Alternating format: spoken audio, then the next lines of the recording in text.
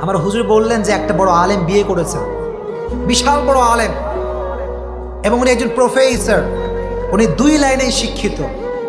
তো বিয়ে করেছে এমন একটা মেয়েকে, যে মেয়েটা দেখতে সুশিক্ষিত, সভ্য, মার্জিত, অনেক বড় ফ্যামিলির মেয়ে। কিছু কিছু মেয়ের উপরে এক, ভেতরে আর এক, আছে না নাই? অনেক মেয়ে আছে দেখবেন এত সুন্দর পর্দা করে, মুখ দেখা যায় না, হাত দেখা যায় না, চোখটাও দেখা যায় না, এরকম মেয়ে আছে না নাই? দেখলে মনে হবে যে ভাজা মাছটা উল্টাই খেতে পারে না, আছে না নাই? এই পর্দাশীল মেয়ে গার্লফ্রেন্ড বয়ফ্রেন্ডের রিলেশনশিপ করে, চিল্লায় এখন ঠিক কিনা? এখন তো এটা ট্রেন্ড হয়ে গিয়েছে, কে বোরখাওয়ালি কে বোরখাওয়ালি নয়, এটা দিয়ে কখনো মানুষ এখন বাছাই করা যায় না, চিল্লায় এখন ঠিক কিনা?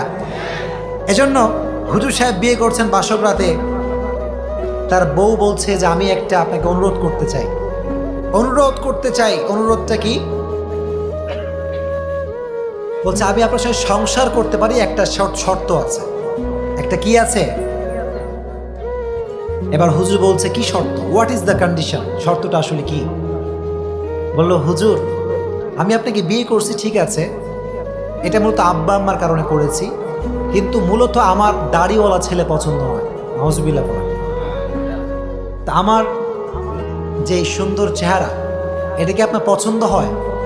হুজুর বলল অবশ্যই, তুমি তো খুব সুন্দরী, অসাধারণ তুমি দেখতে, মেঘ কালো কেশ, কাজল কালো চুল, তাকালে প্রাণটা জুড়িয়ে যায়, হাসিতে যেন মুক্তা ঝরে, এত সুন্দরী তুমি, রূপবতী তুমি, তোমাকে তো আমার ভালো লাগে, এই জন্য বিয়ে করেছি। বলো যদি সত্যিই তাই হয় তাহলে একটা আই হ্যাভ অন রিকোয়েস্ট, একটা অনুরোধ আছে। What is the request? অনুরোধটা কি? বলো হুজুর আমার সঙ্গে সংসার করতে চাইলে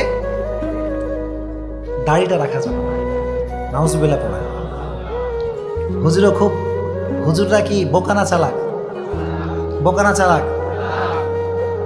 হুজুর দেখে দেখে বোকা মনে হয় নাকি আমাদের? আমাদের নিয়ে অনেকে জ্বলনী আছে না নাই? আমাদেরকে নিয়ে সব জ্বলনী। আমার অনেকে কয় যে হুজুর বেশি স্টাইল করে, আছে না নাই? হুজুর সেই হবে সবচেয়ে বেশি স্মার্ট, চিল্লায় এখন ঠিক কিনা? আমার নবী কি খ্যাত ছিলেন? কথা করে খ্যাত ছিলেন নাকি আমার নবী? আমার নবী ছিলেন গোটা বিশ্বের সবচেয়ে স্মার্ট পুরুষ, চিল্লায় এখন ঠিক কিনা? হুজুর বললেন ওকে ওয়েট আ মিনিট, একটু সময় দাও, তুমি একটু এখান থেকে যাও, আমি তোমাকে উত্তরটা দিব আফটার অন আওয়ার, 1 ঘন্টা পরে। বউ ভাবছে আয় হ্যাঁ, কাজ হয়ে গেছে। কি হয়ে গেছে? কাজ হয়ে গেছে। আমার স্বামী মনে হয় পটে গিয়েছে, দাড়ি মনে হয় আছে কেটে ফেলবে। তো হুজুর সাহেব বাসর রাতে বসে আছে, বাসর রাতে ওয়াইফকে বলছে তুমি আরেক রুমে যাও, আমি এখানে বসে আছি।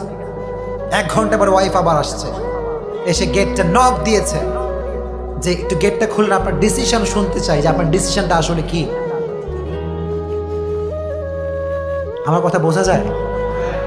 যায় নাকি বুঝতে অসুবিধা হচ্ছে আপনাদের? হুজুর সাহেব বাসরাতে বসে আছে, বউ আসছে, এসে বলছে হোয়াটস ইয়োর ওপিনিয়ন, কি আপনার মন্তব্য, কি আমাকে একটু বলেন, কি ডিসিশন আপনি ফাইনাল করলেন? উনি বললেন যে বউ তুমি তো আমার বউ, তুমি আমার কি বউ, মানে তুমি আমার জান, চিল্লায় এখন ঠিক কিনা? কিন্তু আমি অনেক চিন্তা করে দেখলাম যে আসলে আব্বা আম্মার পরে তুমি আমার পৃথিবীর সবচেয়ে আপন, ঠিক কিনা? বউ তো মহাখুশি, তাহলে তো অবশ্যই ভাবসাব খুব ভালো, মনে হয় সব কিছু ঠিকঠাক থাকবে। এবার হুজুর বলল যে আমার আব্বা আম্মা আপন, তারপরে তুমি আমার আপন, কিন্তু সবার আগে আমার আপন একজন, চিল্লায় কোন, তিনি কে? যখন তিনি কে? আল্লাহ আমার সবচেয়ে কাছের, আমার আল্লাহ সবচেয়ে আমার প্রিয়, চিল্লায় কোন ঠিক কিনা? আমি আয়াত পড়েছি, আমার বউ একটা আয়াত পড়েছি, ওমা আতাকুমুর রাসূলু ফাখুযুহু ওমা নাহাকুম আনহু ফান্তাহু। আল্লাহর হাবিব বলেছেন যে তুমি যদি আমাকে বাদ দিয়ে পৃথিবীর সব জায়গায় সুখ খোঁজো, তুমি মনে করবা এটা সুখ, কিন্তু এটা প্রকৃত পক্ষের সুখ হতে পারে না, চিল্লায় কোন ঠিক কিনা? Whatever he brings to it, without any question, we have to take the sunnah of Prophet Muhammad sallallahu alaihi wasallam. আমার নবীর যে সুন্নাহ, এটা যখন মানবো, যেটা আল্লাহ নবীর সুন্নাহ, কোন নেতা কি কইলো, কোন নাস্তিক কি বললো, এটা দেখার আমার সময় নাই, চিল্লায় কোন ঠিক কিনা? হুজুর বললেন এবার আমার ডিসিশন শোন। আমার ডিসিশন হচ্ছে এই, আমার আপন একজন, তিনি কে? জয়গণ তিনি কে? আমার আল্লাহ এবং আমার নবীকে বাদ দিয়ে কোনো মাখলুক, কোনো সৃষ্টিজীবের জন্য আমি আমার নবীর সুন্নাহকে কাটতে পারি না, চিল্লায় কোন ঠিক কিনা? This is the real love, this is the true love of prophet Muhammad সাল্লাল্লাহু আলাইহি ওয়াসাল্লাম। যুবক, তুমি ট্রু লাভ বোঝো না? বিশ্বনবী যে ভালোবাসতে পারবে, ট্রু লাভ করতে পারবে, তার জন্য জান্নাতের ঘোষণা দিবে একজন, চিল্লায় কোন তিনি কে? এজন্য যখন বলা হবে মান নাবিয়ুকা, তোমার নবীকে, সে বলবে নবীকে আমি চিনি না, কারণ নবীর সুন্নতে দাঁড়িয়ে আমার আছে, অনেকের নাই। আমি সবাইকে ভালোবাসি, আই লাভ ইউ অল, সবাইকে ভালোবাসি, I respect you, really I respect you, সবাইকে আমি সবার জায়গা থেকে সম্মান করি। আজ আমি এখানে মেহমান, সত্যি একটা ছোট্ট মেহমান, আমি, আমার বয়স খুব কম, আমার চাইতে বড় বড় আলেম এখানে কথা বলবেন। সো এখানে কথা বলার যোগ্যতা আসলে যে কোয়ালিফিকেশন দরকার, এটার একটা কোনো আমার ভিতরে নাই।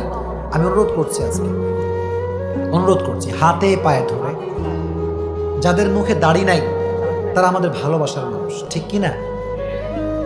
একটা কথা আল্লাহর হাবিব বলতেন, हमें गुनाह से नफरत है, गुनहगार से नफरत नहीं।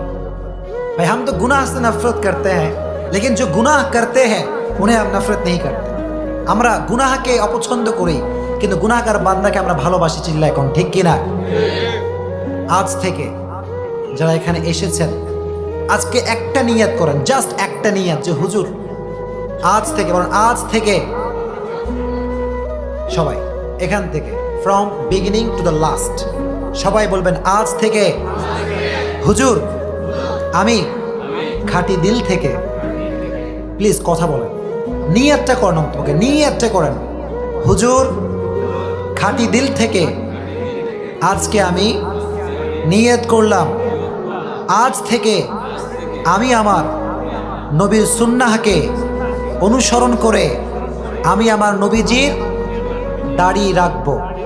জোরে কোন ইনশাআল্লাহ? পারবেন ইনশাআল্লাহ? নাকি এটা একটা ফর্মালিটি হয়ে গেল, হুজুর কইছে না কইলে কি আর হয়? এরকম না, প্লিজ। যদি আপনি দাড়ি রাখতে পারেন, কবরের ভেতরে সেকেন্ড কোয়েশ্চেন তোমার নবীকে, এই উত্তরটা আপনার জন্য সহজ করে দিবে একজন, তিনি কে?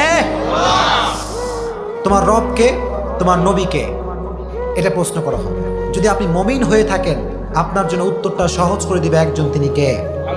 তাহলে একটা মেসেজ আমি প্রথমে দিয়েছি, মরার আগে হয় রাখতে হবে একজনের, তিনি কে? জয়গণ তিনি কে?